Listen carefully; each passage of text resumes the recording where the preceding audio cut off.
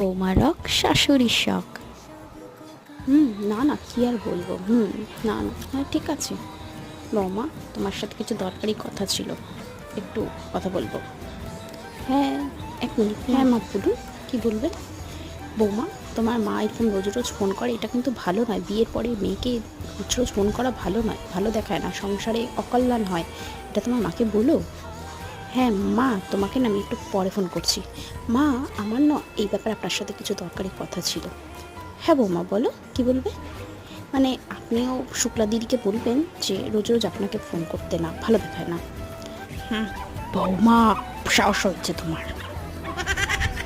না মানে মা, আপনি যদি আপনার নিজের শিক্ষা ভুলে যান তাহলে কি করে হয় বলুন?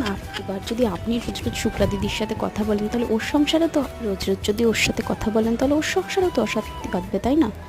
এটাও বুঝুন। চন্দ্রের একটা বউ কোথা